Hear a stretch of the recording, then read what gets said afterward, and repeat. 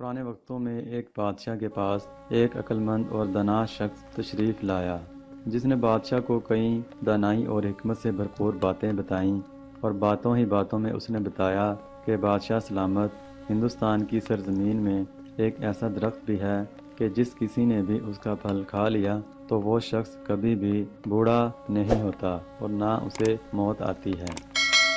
وہ آدمی تو یہ بات بتا کر واپس روانہ ہو گیا، لیکن بادشاہ کے دل میں یہ خواہش پیدا ہو گئی کہ کسی بھی طرح اس درخت کے پھل کو حاصل کرے۔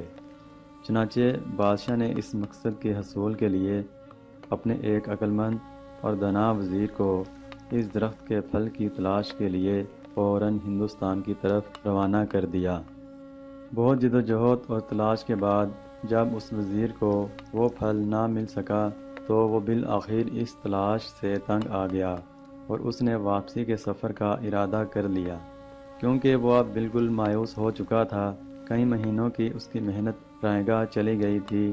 اس دوران بادشاہ اپنے اس وزیر کو بہت سا سامان بھی بھیجتا رہا۔ اب جب وہ تلاش سے تھک چکا تو اس نے روتے ہوئے واپسی کا سفر شروع کر دیا۔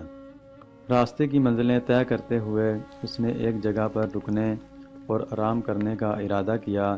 قریب ہی اللہ کا ایک ولی اپنی پناہ گاہ میں بیٹھا عبادت میں مصروف تھا۔ وہ وزیر اس ولی کی خدمت میں حاضر ہوا اور اس سے اپنے لیے دعا کرنے کی درخواست کی۔ ولی اللہ نے اس کی طرف دیکھا اور پوچھا کہ تو یہاں کس مقصد کے لیے آیا تھا؟ اس نے بتایا کہ فلاں ریاست کے بادشاہ نے مجھے اس کام کے لیے روانہ کیا تھا تاکہ میں ہندوستان میں ایک ایسے درخت کی تلاش کروں جس کا پھل آب حیات کا درجہ رکھتا ہے۔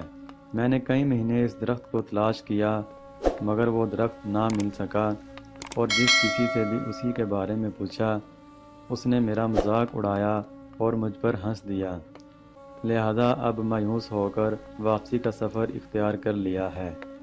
وہ ولی بادشاہ کے وزیر کی بات سن کر ہنس پڑے اور فرمانے لگے، اے اللہ کے نیک بندے، جس درخت کی تمہیں تلاش ہے وہ تو علم کا درخت ہے جس کا پھل آب حیات کا سرمایہ ہے۔